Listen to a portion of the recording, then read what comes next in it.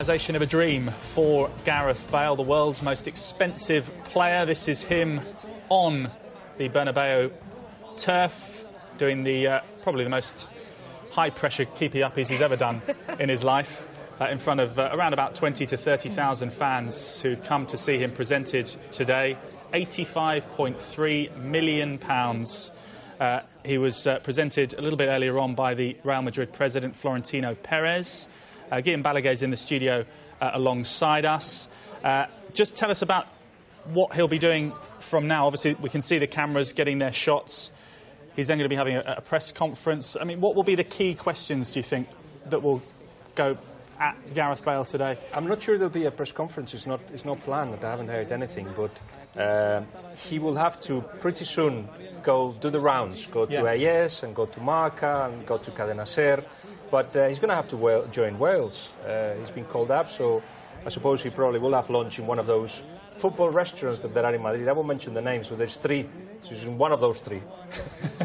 I'll tell you later so you can set a camera. But it's just they're trying to bring him into the world of Spanish football straight away, and his family's there, and there were pictures of him and his family on the stage that we saw earlier. And it's, you know, we're talking about money, we're talking about, you know, the expectations, so many people. There were people queuing since 7 in the morning to enter. The reason why it was all delayed a little bit was because there were still people entering when it was expected to be announced or seen to the world. So Real Madrid preferred to delay it and bring everybody in before starting the procedures.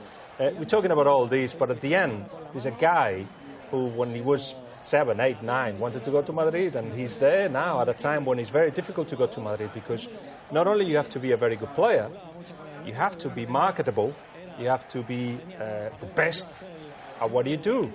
And he's reached that moment where he has been. And for 2 or 3 years ago, him to say, yeah, I'm willing to do that kind of a step, and it's a massive step, means that mentally perhaps he's stronger than we see, because what we're seeing, and you've seen him and you've all spoken to him, is a shy, quiet guy, but he certainly knows what he wants, and he's given what it is, really, personally and professionally, a very big step.